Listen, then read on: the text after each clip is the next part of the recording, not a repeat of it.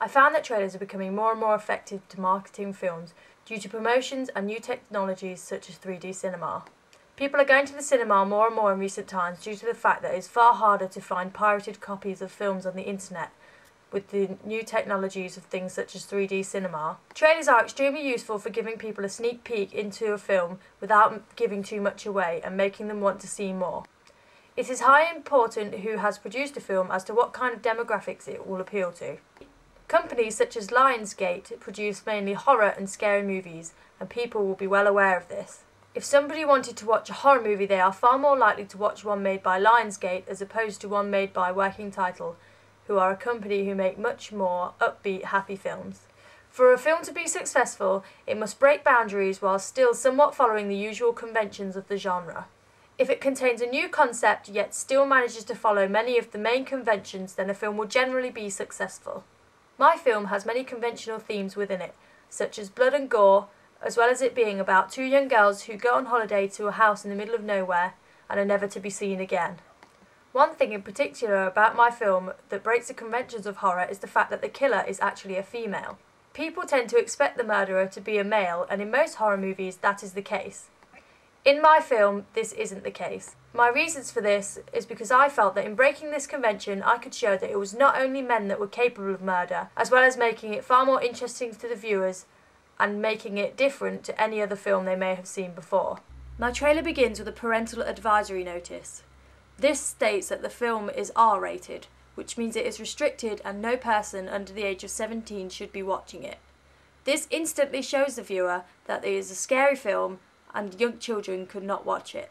Over this I decided I would use non-diegetic sounds of news reports which were reporting of the two girls who had been missing and not been seen for several days. The music throughout my trailer starts off reasonably calm and becomes progressively more intense as it goes through the trailer.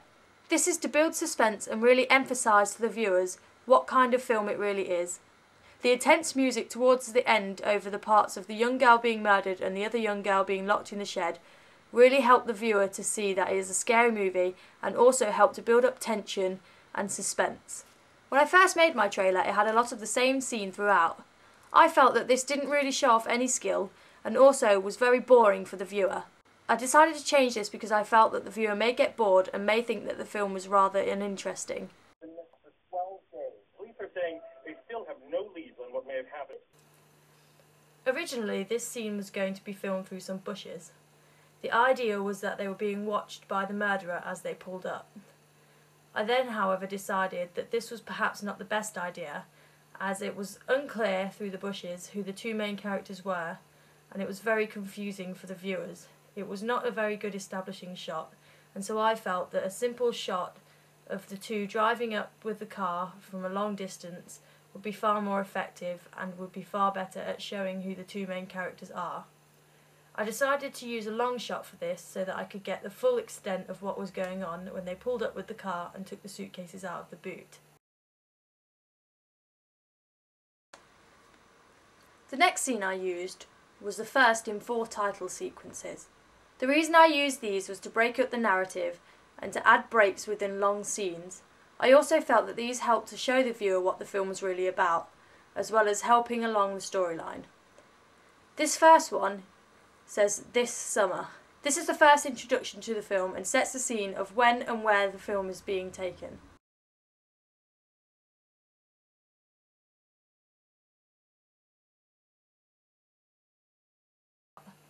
This was broken up by the Universal Pictures logo showing up on the screen. The reason I used this was to show that Universal Pictures played a part in making the film, and so it would advertise it to lots of people as they know that Universal Pictures usually make good films. This would bring in a larger audience as Universal Pictures has a large fan base and is a well-known company. This therefore was a good idea to put into my film so that people when they saw it would think that it would be a good film as all the other Universal Pictures ones are.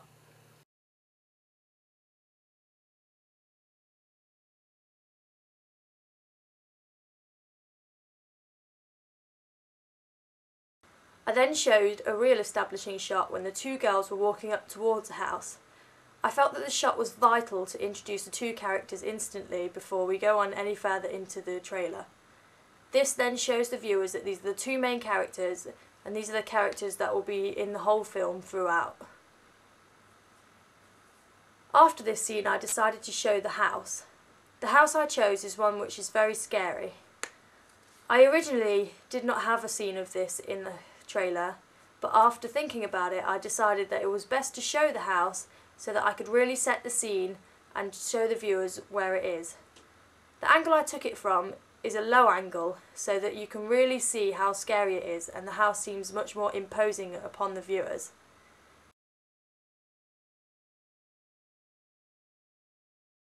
The next scene is the second in the 4 title sequences.